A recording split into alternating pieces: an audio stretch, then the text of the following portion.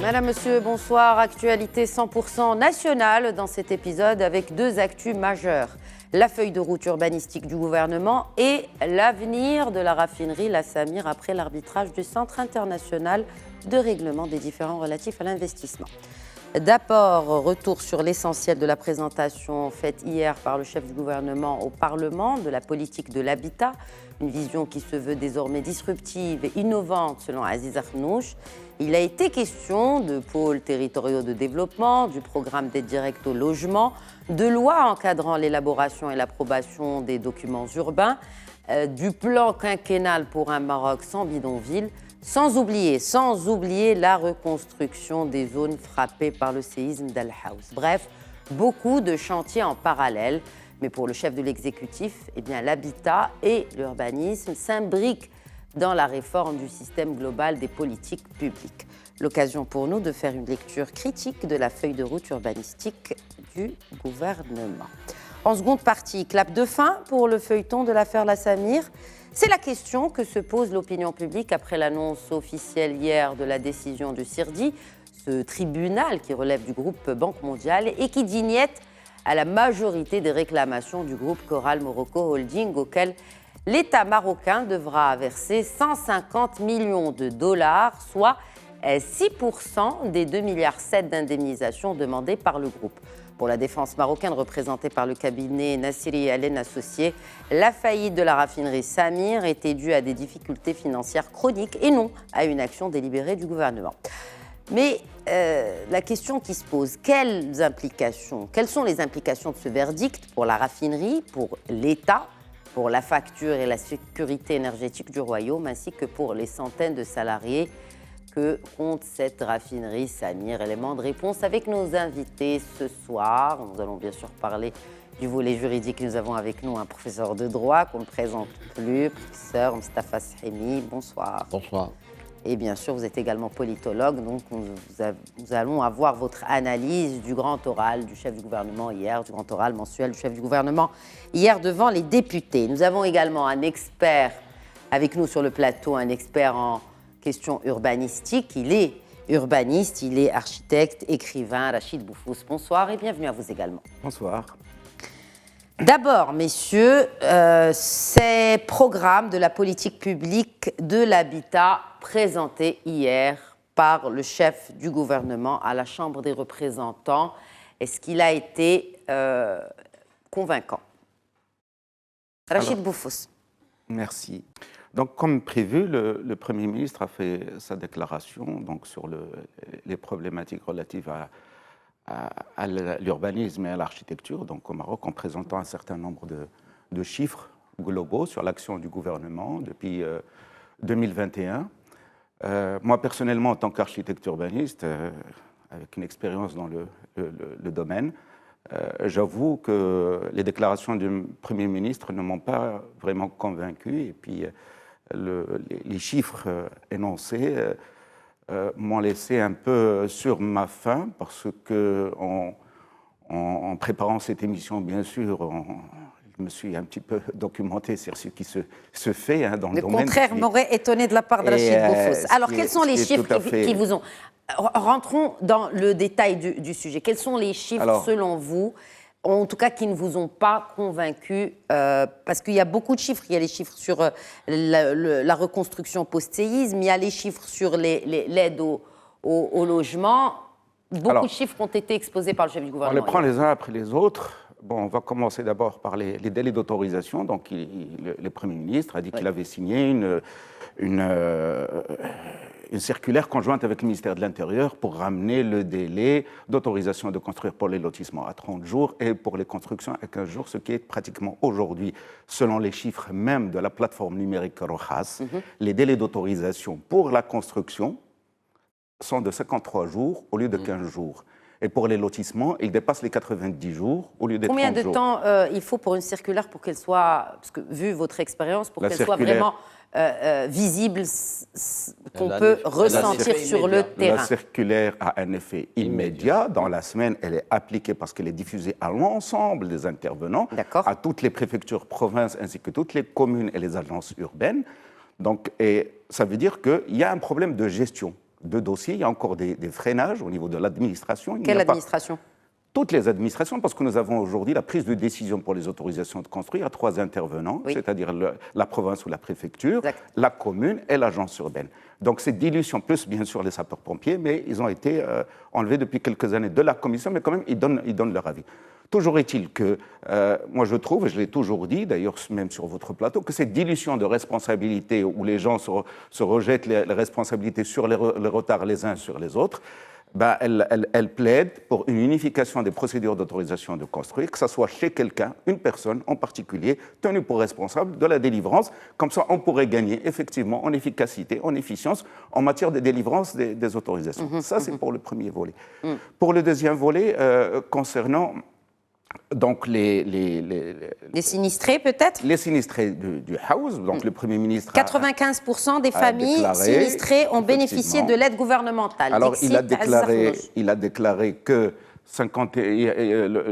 l'État a délivré, enfin, les autorités compétentes ont délivré 51 000 autorisations sur 53 000 dossiers déposés et qu'il y a 56 000 familles qui ont bénéficié des 20 000 dirhams. Donc déjà, il y a un gap de 5 000, je ne sais pas d'où il est venu. C'est intéressant. 56 607 familles ont pu toucher à fin mai un montant de 20 000 dirhams en tant que premier versement au titre de l'aide à la reconstruction des logements effondrés totalement ou partiellement. Et 51 031 autorisations de reconstruction ont été accordées aux familles sinistrées.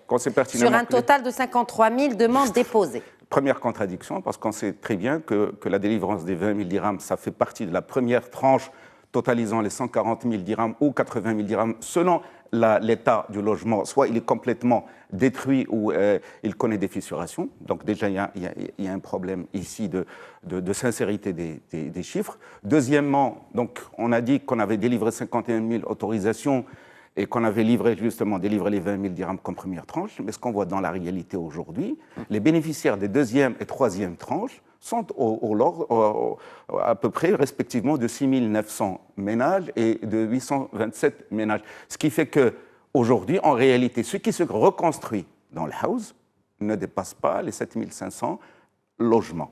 Donc cela revient à des problématiques que j'avais même décrites ici, le 13 septembre dernier, quand vous avez eu la gentillesse de m'inviter ici, c'est que je posais le problème aujourd'hui de la difficulté de reconstruction dans un univers où la géographie est contrainte, où il y a des problèmes d'accès, où il y aura des problèmes d'acheminement des matériaux de construction, il y aura des problèmes d'encadrement des populations qu'il aurait peut-être fallu mieux regrouper ces sinistrés dans des villages construits dans la plaine, dans une zone totalement sûre. Aujourd'hui, on demande aux gens de reconstruire eux-mêmes avec un prix très bas qui est de 140 000 dirhams sur des parcelles qu'ils doivent eux-mêmes déblayer avec une aide de 2 500 dirhams, alors qu'on sait très bien que ça coûte beaucoup plus cher, qu'ils doivent acheminer eux-mêmes les matériaux de construction jusqu'en montagne dans des conditions difficiles. Le transport s'est renchéri, les matériaux de construction eux-mêmes se sont renchéris, enfin, les prix ont grimpé,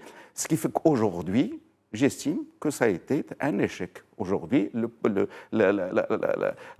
l'opération de reconstruction dans le House, parce qu'on n'a pas pris en compte la difficulté du terrain. On a voulu maintenir les gens dans des zones où ils ont vécu... Mais quand on déclare 95% des familles sinistrées ont bénéficié de l'aide gouvernementale. Le bénéfice... Ils ont bénéficié d'une aide gouvernementale. Certes, l'État a fait son travail, il a débloqué plus d'1,5 milliard de dirhams d'aide, mais cela ne veut pas dire que ces 51 000 personnes, familles, ont pu reconstruire. Parce qu'on parle d'autorisation de construire, on ne parle pas de permis d'habiter. Cela fait maintenant 9 mois. Oui, mais 86% des demandes ont été... je me permets de comparer aussi les chiffres. Si on voit que 86% des demandes déposés ont eu autorisation. Donc 51 000 sur 53 000. Oui, donner une autorisation est une chose. On reçoit un visa sur un plan élaboré par un confrère ou une consoeur, avec le suivi, bien sûr, qui est garanti derrière avec les bureaux d'études, bureaux de contrôle. Très bien. Cela ne veut pas dire que forcément les gens ont eu la capacité de passer à l'acte et de pouvoir construire. Parce qu'encore une fois, où est-ce qu'ils vont construire ? Sur la même parcelle où ils habitaient, c'est une zone sinistrée. Donc il faut qu'ils découvrent, qu'ils trouvent une autre parcelle pour construire. Donc il faut leur aménager de nouvelles parcelles pour construire. Alors il faut les payer, ces parcelles. Ça n'a pas été intégré dans l'aide. Ce qui n'a pas été aussi intégré dans l'aide, c'est l'acheminement des matériaux de construction par ces populations vers les zones où ils devaient reconstruire. Et 140 000 dirhams aujourd'hui, on ne construit rien avec. D'accord ? Parce que nous avons fait les calculs même avec des matériaux... dans des géographies contraintes, avec des prescriptions du RPS 2000, du règlement parasismique, on n'a rien à moins de 190 000 à 210 000 dirhams par logement, si on veut que ça soit sûr, accompagné et pourquoi il y a des réalisé logements qui coûtent moins que ça ?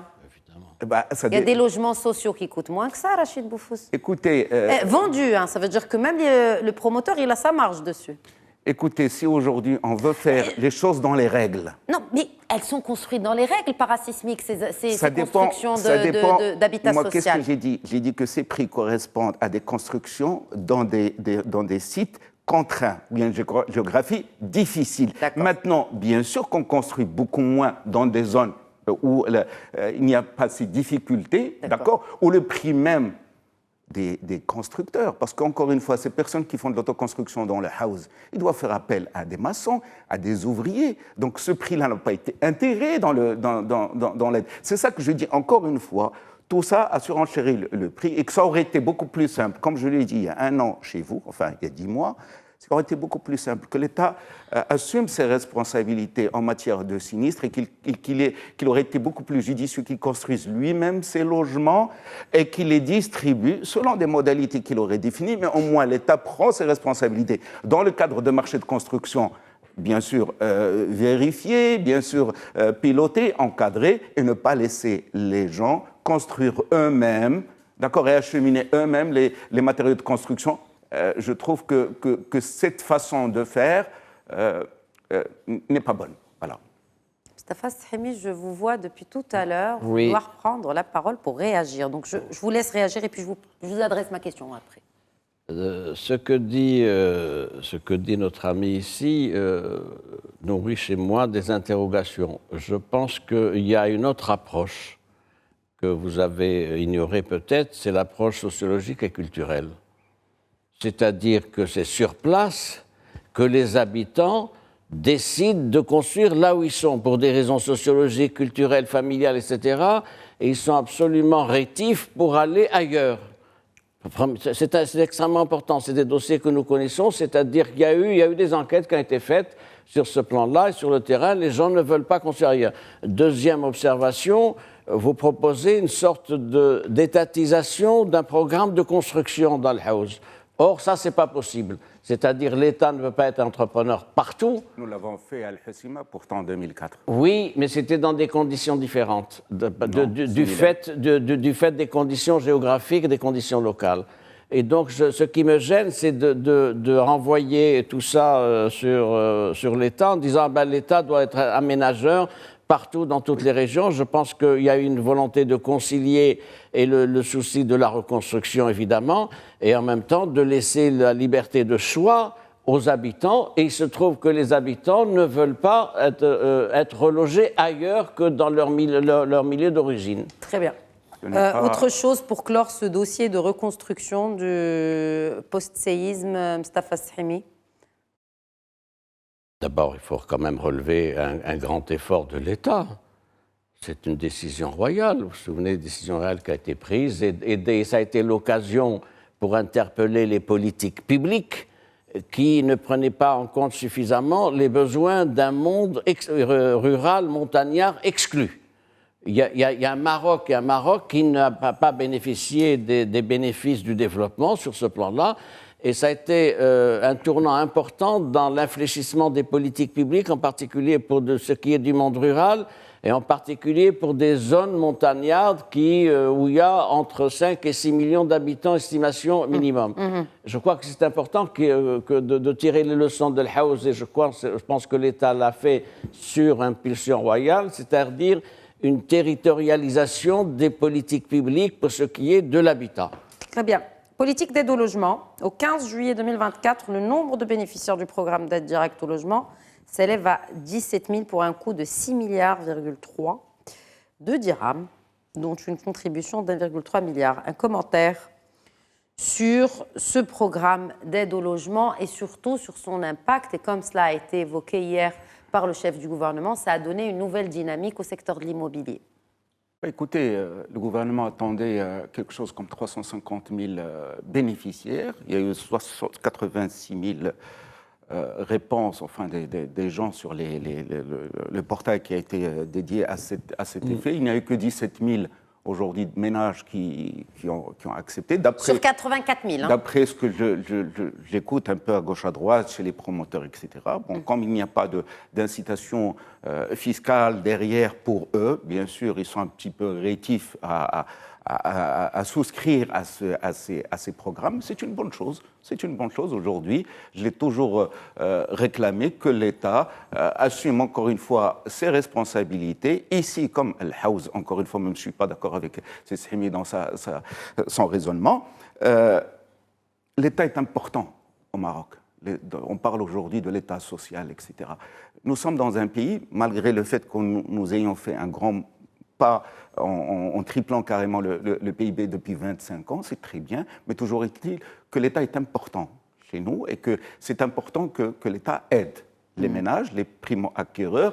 Peut-être qu'il devrait élargir le type de bénéficiaires. Alors juste pour rappel, pour nos téléspectateurs, il s'agit de programmes d'aide au logement pour des logements soit de 300 000 dirhams pouvant aller jusqu'à 100 000 dirhams d'aide, donc le tiers du prix de revient du logement, ou des logements à 700 000 dirhams pour les primo-acquéreurs toujours, avec une aide qui peut aller jusqu'à 70 000 dirhams. Tout à fait, c'est très bien. Aujourd'hui, il faudrait peut-être l'élargir à d'autres produits, aller au-delà de 700 000 avec des aides beaucoup plus importantes, peut-être avec des questions de défiscalisation. Il faut peut-être aussi mettre sur le chantier ce que nous avons arrêté de faire dans les années 70, c'est de créer des agences d'habitat locatif, parce qu'il y a beaucoup de gens aujourd'hui qui n'ont pas les moyens d'acquérir un logement, mais qui peuvent très bien le louer à 1500, 2000, 2500 dirhams, sur 25-30 ans, avec une possibilité de l'acquérir à la fin du crédit. Je pense que nous devons varier les produits. C'est une bonne chose que fait le gouvernement avec ces aides. Et je pense qu'il faut aussi réintroduire des incitations de différents types, fiscales, parce etc. Si je peux vous interrompre, quand on a vu qu'il y a eu les incitations pour les promoteurs immobiliers, ça a donné les résultats que nous avons aujourd'hui. Là, l'État intervient au niveau de l'acquéreur. Il ne peut pas intervenir des deux côtés, c'est-à-dire de bout en bout. L'État a fait le choix d'inverser le soutien, d'adresser le soutien directement à ceux qui en ont besoin. Tout à fait. Dans les années 2000, nous étions face à une grave crise du logement. Nous avions plus de 1,5 million de logements en moins. L'État, à travers les incitations fiscales, a permis aux promoteurs de jouer leur rôle. Ils ont quand même construit et de s'enrichir aussi, il faut le dire. C'est leur droit. Nous sommes dans une société de libre marché, donc il n'y a aucun souci. Ils ont construit plus de 850 000 logements grâce à ces incitations. Ça a permis à énormément de Marocains d'être logés à moindre coût. C'est 250 000 dirhams, c'est pas grand-chose, mais ça permettait d'avoir un toit, d'avoir un chez-soi. Et ce qui a permis aussi, à travers les opérations de recasement de bidonvillois, déjà de baisser de moitié le nombre de bidonvillois et de populations précaires, de mettre à niveau beaucoup de villes. Mais cela n'est pas suffisant parce que nous avons le gros du problème, c'est quoi? C'est que l'État investit énormément d'argent, énormément d'aides, d'incitations fiscales, etc. Mais il n'arrive pas, à côté, de juguler les migrations donc du rural vers l'urbain, parce qu'il faut savoir encore une fois que chaque année, 240 000 Marocains arrivent dans les villes et que nous avons aujourd'hui que 7,5 millions de logements. Donc nous avons, même si nous traitons avec le nombre de logements que nous produisons, nous n'arrivons pas à absorber ce flux migratoire. Donc, même si on le reconstruit, parce qu'il s'agissait aussi, dans la présentation du chef du gouvernement hier, il a parlé de ces pôles de développement ruraux, c'est-à-dire que le rural n'est pas laissé en Très bien, c'est ce que nous attendons depuis une vingtaine d'années, que ce soit sur les pôles ruraux, sur les centres émergents, sur les villages ruraux.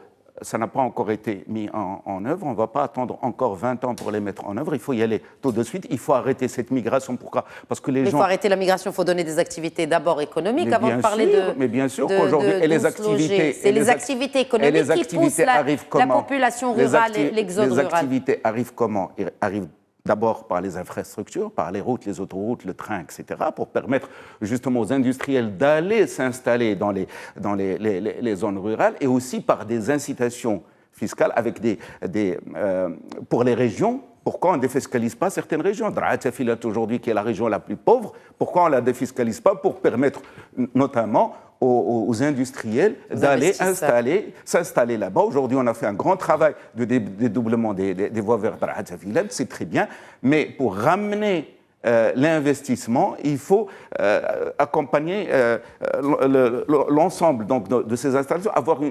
Nous avions fait en 2004, avec le premier gouvernement, c'est Abdelrahman Yousfi, un schéma national d'aménagement du territoire.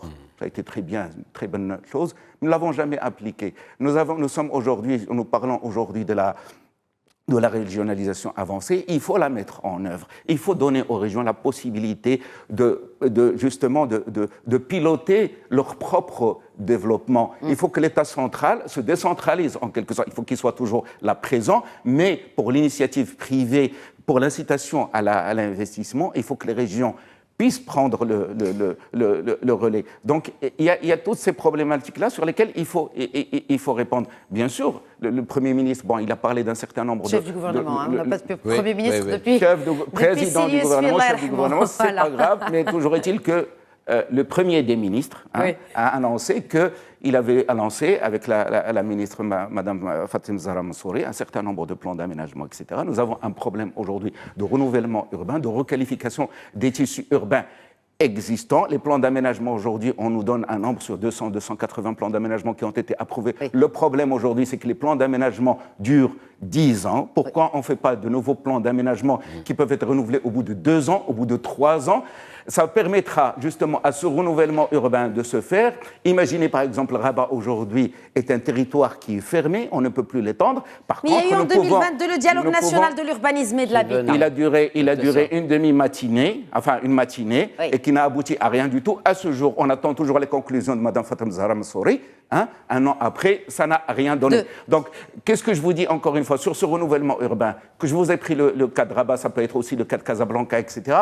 On peut requalifier les tissus urbains. Nous avons des tissus à 2 niveaux, 3 niveaux. On peut les passer à 10 niveaux, à 8 niveaux, etc. Permettre aujourd'hui aux citoyens de continuer à vivre dans leur ville au lieu d'aller partir, faute de mieux, dans les périphéries. Et nous avons aujourd'hui un mitage de l'arrière-pays agricole dont nous avons besoin pour notre nourriture, où nous avons aujourd'hui l'éclosion de grands centres ruraux, enfin de grands bourgs, et que ça pose des problèmes, et ça ne freine pas. Pour autant, cette migration qui donne toujours ce fléau qui est le bidonville, et encore une fois, je me souviens encore chez vous à plusieurs reprises, je le dis, je le répète, on ne peut pas régler ce problème de bidonville sans mettre un registre national des bidonvillois, parce que qu'est-ce qui se passe aujourd'hui ? Nous avons toujours, sur le nombre total de bidonvillois qui sont bénéficiaires de l'eau, 30% de ces bénéficiaires revendent leur lot pour aller bénéficier dans une autre ville. Oui. Il faut absolument interdire ce fléau avec ce registre national des bidonvillois. Mais ce que vous dites, c'est pas de l'avis de Aziz Akhnouch qui confirme hier, toujours devant les députés, qu'à l'horizon 2028, le Maroc ne comptera aucun bidonville. Je vais revenir après sur la question des bidonvilles. Vous avez parlé du dialogue national en septembre 2022. Il a été quand même l'occasion d'une réflexion nationale parce qu'il a été préparé par des dialogues régionaux. Réflexion nationale sur la nécessité de l'actualisation du cadre juridique, sur la simplification des procédures, sur la nécessité d'un interlocuteur régional, etc. Maintenant, ce qui me pose problème, moi, c'est... Le plus important, c'est que c'est une approche participative. Participative. C'est-à-dire que ce sont les acteurs. En amont, ça a été fait. Il y a eu des dialogues régionaux qui ont conduit à ce dialogue national. Il faut être juste, ça c'est le factuel et c'est important de le préciser. Ce qui reste problématique, c'est une stratégie. C'est une stratégie d'habitat et d'urbanisme. Alors pourquoi? Quel est l'état des lieux? L'état des lieux, c'est évidemment la prolifération de l'habitat insalubre, c'est l'urbanisation anarchique périurbaine que vous avez évoquée, c'est le déficit d'infrastructures et d'équipements, et puis aussi l'épuisement de la réserve publique foncière. Le problème, c'est qu'il y a pratiquement plus de terrain, sans parler de la cherté du prix du terrain. Je crois que c'est important de relever qu'il y a un basculement maintenant qui se fait démographique, on le sait depuis des années, c'est une tendance lourde, basculement démographique qui fait que le monde urbain et les agglomérations urbaines ne recouvrent, tenez-vous bien, que 2% de la superficie du territoire national. 2%. En revanche, 75% du PIB national est précisément dans ce périmètre-là, urbain et périurbain. 70% des investissements également, sans oublier 43% de la population active. Voilà les problématiques. Les problématiques, c'est des problématiques de développement territorial parce que le monde urbain est un monde qui attire, qui se développe au détriment du monde rural qui s'appauvrit avec l'exode rural que vous avez relevé. Pour ce qui est des bidonvilles, le chef du gouvernement a donné des chiffres qu'il faut rappeler tout de même. Le budget total consacré au programme de réduction des bidonvilles, c'est 46 milliards de dirhams. C'est important. Et ça a bénéficié à 347 000 familles, ça aussi il l'a dit, avec un taux de traitement de 75%. Il a aussi précisé qu'il reste 120 000 unités, c'est-à-dire de bidonvilles et de personnes ou de familles recensées dans les bidonvilles. Et il a fixé des perspectives pour 2028, etc. Le problème maintenant, c'est l'adéquation de la politique de recasement.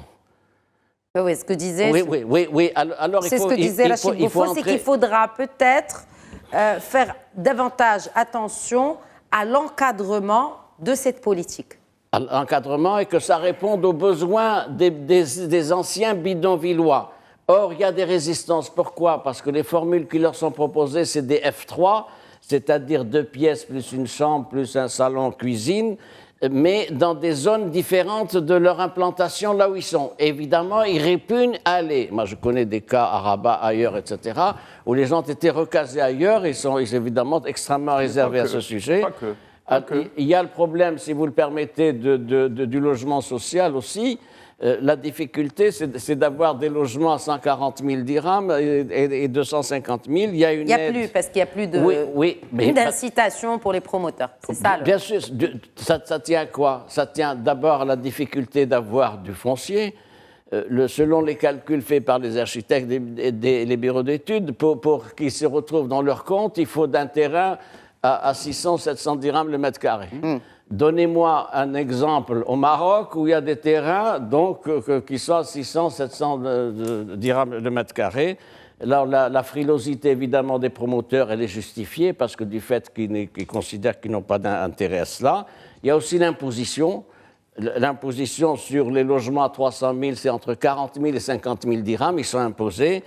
Et puis, il y a aussi le fait que les promoteurs qui sont le levier de cette politique de l'habitat estiment qu'ils n'ont pas d'interlocuteurs conséquents au niveau des pouvoirs publics. Ce qui est intéressant, et pour justement finir avec ce dossier, c'est les chiffres concernant les autorisations, l'adoption de 275 documents d'urbanisme depuis octobre 2021, dont 195 plans d'aménagement. C'est une bonne nouvelle, Rachid Boufouz. Surtout que c'est au cœur de cette stratégie, cette nouvelle génération de documents d'urbanisme. Vous avez parlé tout à l'heure des autorisations, de délivrance d'autorisations qui, certes, malgré la circulaire adoptée par le ministère de l'Habitat conjointement avec le ministère de l'Intérieur, ils peinent à être accélérés. ces délais qui dépassent largement les 30 jours autorisés par la circulaire. Mais là, on le voit, il y a des choses quand même positives. Il y a énormément de choses positives. Depuis qu'on a mis la dématérialisation, justement, des procédures d'autorisation de construire, ça a été fait à partir d'un constat fait par la Banque mondiale et par l'État marocain sur les difficultés, justement, d'accès aux autorisations.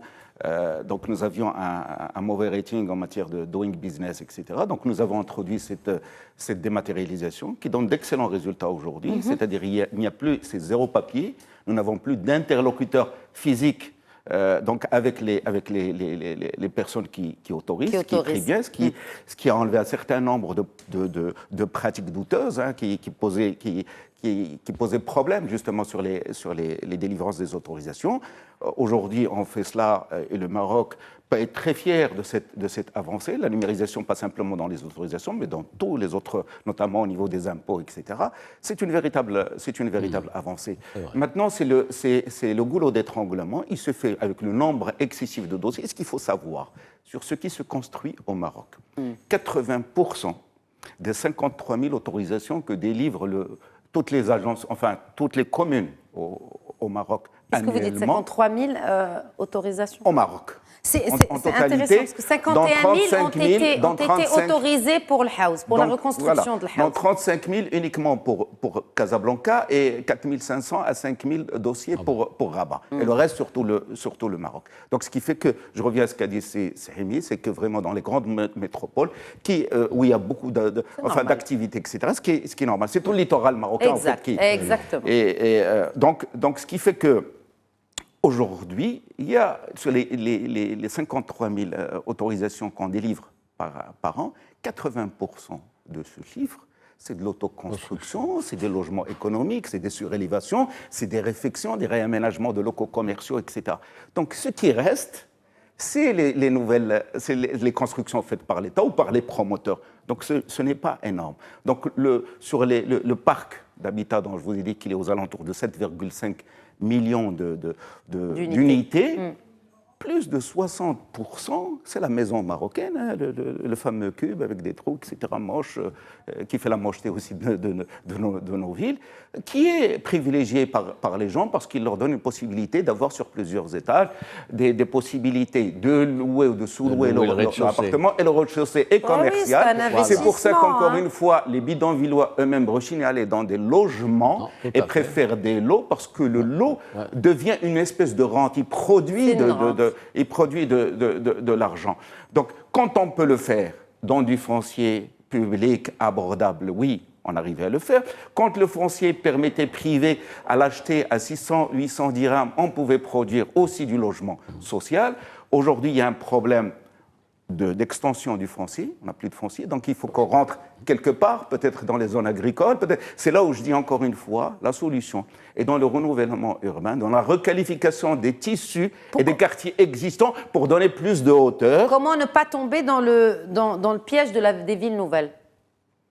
C'est un autre sujet. Les villes nouvelles les villes nouvelles ont été réfléchies sur la base d'une opportunité foncière étatique. C'est ça. Et non sur une vocation. La ville doit avoir une vocation, ne doit pas être un dortoir comme Thamsna, comme Tamansort, etc.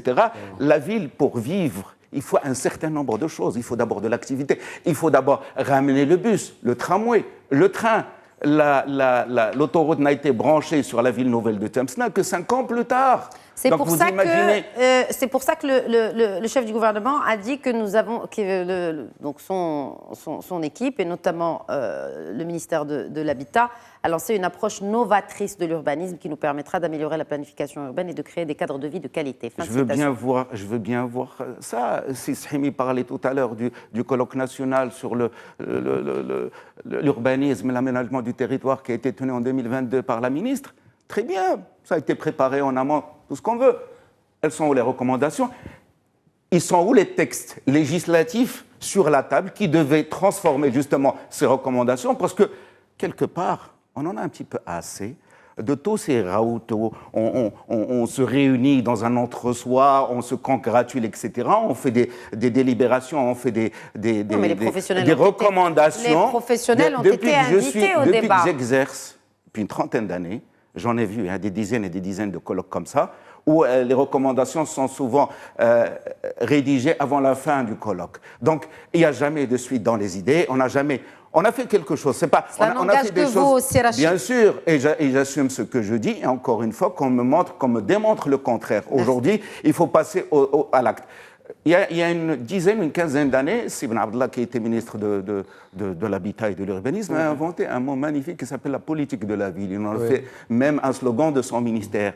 On est en 2024, je mets au défi n'importe quel ministre aujourd'hui de m'expliquer ce qu'est la politique de la ville rapportée aujourd'hui au Maroc. Qu'est-ce qu'on fait? C'est quoi cette politique de la ville? Comment on la met justement en exergue? Je vois qu'il n'y a rien. On utilise encore des procédés d'il y a une quarantaine d'années, c'est-à-dire les plans d'aménagement, on les fait selon la même chose, selon les mêmes procédés, et on reproduit toujours les mêmes problèmes durant 30-40 ans, et on ne veut pas, encore une fois, écouter les gens qui sont sur le terrain, pas simplement les architectes, pas simplement les ingénieurs, les acteurs sociaux, les populations, ce qu'on appelle l'urbanisme de concertation, qu'on revienne sur le terrain, qu'on ouvre le débat sur le terrain au niveau du quartier et pas simplement au niveau des ministères, dans cet entre-soi dont je vous ai parlé. Bon. Passons, si vous le permettez. Non, on va passer sur le dossier de la Samir Sisrimi. Il nous reste moins de 15 minutes, si vous le permettez. D'abord, un mot sur le CIRDI, son rôle, et sur ses décisions qui rejettent la plupart des demandes de Coral Holding. Alors, d'abord, le CIRDI, qu'est-ce que c'est? C'est un centre international de règlement de différends sur les investissements qui a été créé sur la base d'un texte, la Convention de Washington de 1965. Il faut dire que le CIRDI est une entité qui fait partie du groupe de la Banque mondiale. Ce n'est pas une institution arbitrale en dehors, donc c'est avec d'autres institutions, donc c'est extrêmement important. Le CIRDI bénéficie d'une grande crédibilité du fait de son positionnement au sein de la Banque mondiale et du fait que c'est une référence quand il y a un différend entre un État et des investisseurs. Voilà la spécialisation, si je puis dire, du CIRDI, c'est-à-dire un État saisi ou un investisseur estime qu'il a été lésé par un État à propos d'un investissement. Il faut ajouter que le CIRDI comprend plus de 150 membres, donc le Maroc en fait partie, et l'affaire est venue précisément à propos de la Samir. Alors peut-être on va en parler. Oui, justement, c'est pour ça qu'on a ouvert ce dossier. La plupart des demandes, et les demandes étaient importantes, même les montants d'indemnisation demandés ont été augmentés par la partie de l'investisseur. On demandait quand même 2,7 milliards de dollars d'indemnisation. Finalement, la décision est tombée, ce ne sera que 150 millions de dollars. Alors, vous avez raison de le relever, pour la procédure, c'est une procédure très complexe au sein du CIRDI. Les deux parties, en l'occurrence l'État marocain et l'investisseur qui est la société, le groupe Coral Morocco Holding, dont l'actionnaire majoritaire est l'éthiopio-saoudien l'Amoudi, il faut le préciser au moins une fois. Donc, ils ont été saisis de ce contentieux. Alors, c'est une procédure difficile, complexe, mais qui suit des étapes, c'est-à-dire la désignation d'un arbitre, il y a une notification, des procédures, il y a un dépôt, une sorte de consignation pour les frais judiciaires, etc. La décision rendue, c'est lundi. C'est une décision qui fait droit donc aux demandes marocaines. Aux demandes marocaines, c'était quoi? C'était que ce que demandait la partie adverse, en l'occurrence le groupe suédois, d'ailleurs le groupe Coral Morocco Holding, c'était 2,7 milliards de dollars. Il faut noter qu'ils ont doublé leur demande formulée il y a 2 ans. C'est-à-dire, et ça c'est un élément intéressant pour le CIRDI, parce que voilà un demandeur qui saisit la justice et puis qui, chemin faisant, après 18 mois, dit « Ah oui, mais vous savez, il faut que je revoie ça à la hausse, etc. » Ça pose un problème de crédibilité de sa demande. Il a eu que le CIRDI a fait droit donc à la demande marocaine et il n'a accordé que 150 millions de de dollars au titre de l'indemnité. Alors, sur quoi se fondait la thèse marocaine? La thèse marocaine, c'est de dire que l'autre partie n'a pas respecté ses obligations contractuelles et il s'est opposé, l'autre partie, elle s'est opposée donc au redressement. Pour le Maroc, c'est important, la Samir, c'est un actif stratégique. Pourquoi? C'est la seule raffinerie qu'il y avait dans le royaume. Et donc, c'est un actif stratégique. Et donc, ça rentre dans la problématique que vous devinez, celle de la souveraineté énergétique. Exact. Parce que quand vous avez déjà une raffinerie, quand vous avez une raffinerie at home chez vous, etc., ça permet quand même une maîtrise, ça permet d'assurer un minimum de sécurité et de souveraineté. Alors, il faut dire que le Saoudien, al-Amoudi, a pratiqué une politique détestable depuis des années. Il a fermé la Samir en août 2015, alors qu'elle fonctionnait dans des conditions normales. Vous savez combien elle produisait? Par jour, 200 000 barils jour. C'est extrêmement. Il a décidé de fermer en disant qu'il subissait des entraves et des traitements injustes de la part de l'État marocain. Ensuite, il y a une procédure judiciaire au Maroc qui a été enclenchée au niveau du tribunal de commerce de Casablanca, lequel tribunal de commerce avait décidé donc de mettre la Samir en liquidation judiciaire. Et il a étendu ça en novembre 2018 à la saisie des biens personnels de l'autre partie. Alors, il faut aussi parler des arriérés, c'est-à-dire le Maroc a été extrêmement bienveillant à l'endroit de cet investisseur, puisque le total des arriérés dus, c'est 43 milliards de dirhams. Il faut le dire à nos téléspectateurs. C'est-à-dire, du point de vue comptable, la Samir, dirigée par le Saoudien, donc l'Amoudi, devait 43 milliards de dirhams répartis entre ce qui était dû à la douane, aux impôts et aux banques. Il y a des banques qui se retrouvaient sur le carreau, on ne peut pas citer les banques, mais elles savent. Oui, bien sûr. Donc, les implications sont multiples. Voilà. Mais les implications de cette décision du CIRDI sur la Samir, professeur Sahimi, Maître Sahimi, parce que là, on est dans le juridique pur et dur. L'implication surtout que le Maroc étudierait toutes les possibilités, y compris le recours en annulation devant le CIRDI. Oui, c'est prévu, effectivement, dans les statuts du CIRDI. Une fois que vous savez, quand vous saisissez le CIRDI, vous avez trois pistes.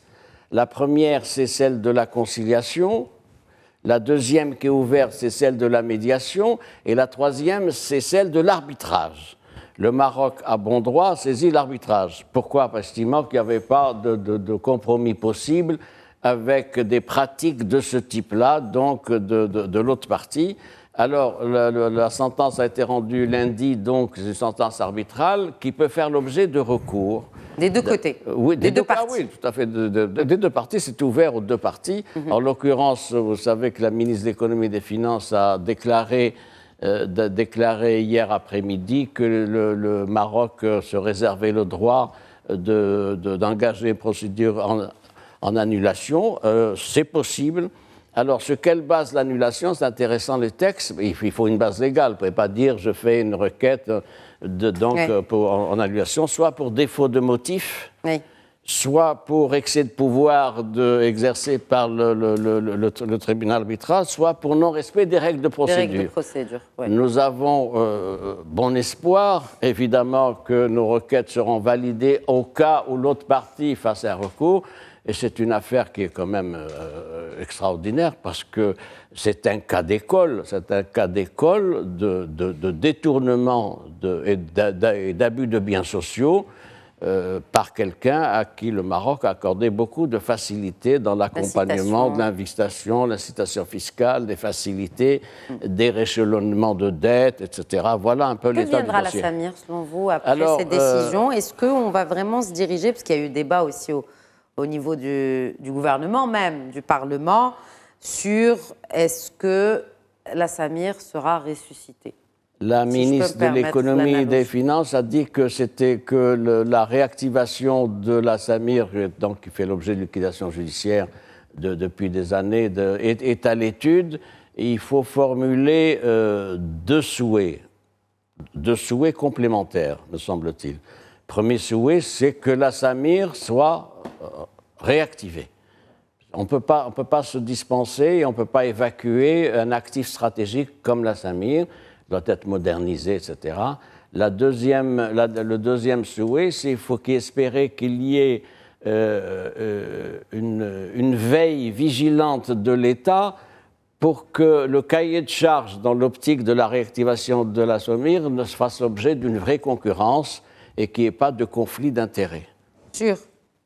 Entre les opérateurs pouvant prendre en main la Samir et les besoins énergétiques du Maroc et la préservation du pouvoir d'achat des citoyens.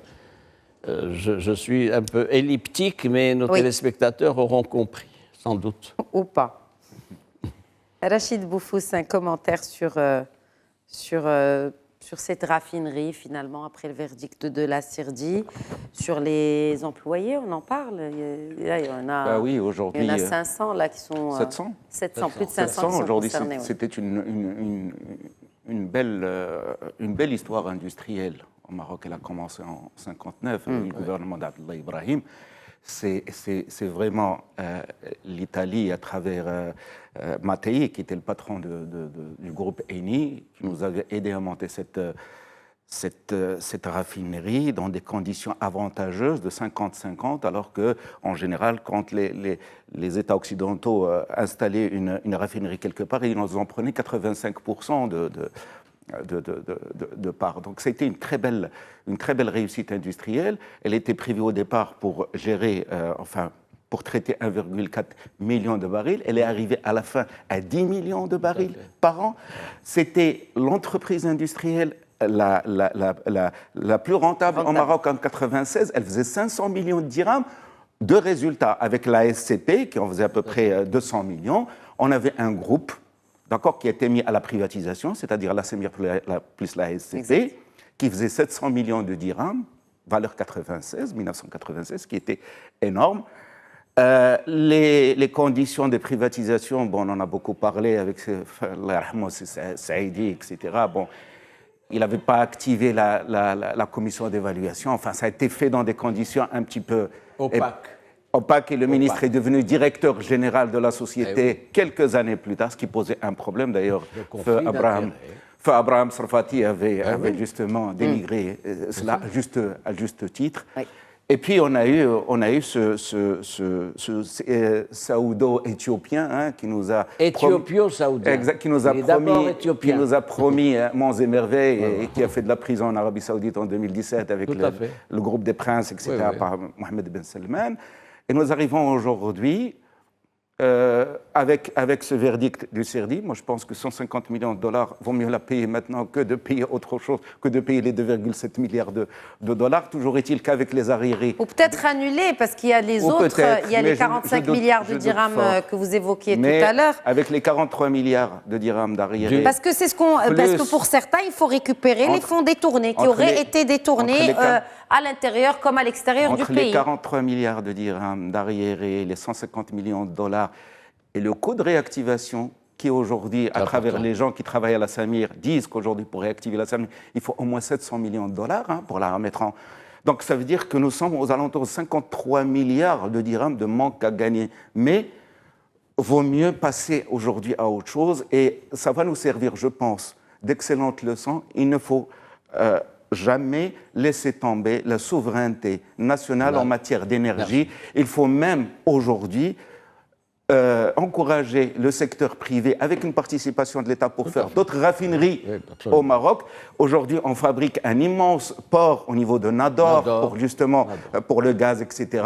Nous avons besoin de cette indépendance énergétique et ça nous permettra aussi une ouverture sur l'Afrique parce qu'il ne faut pas oublier que les pays africains sont très peu dotés, justement, ils doivent acheter le carburant. Le Maroc a quelque chose à jouer là-dedans et il faut s'y mettre comme nous avons fait dans d'autres secteurs industriels. Merci beaucoup Rachid Boufous. Merci Mostafa Shahimi, merci d'avoir enrichi ce débat ce soir. Merci à vous de nous avoir suivis. Bonne soirée.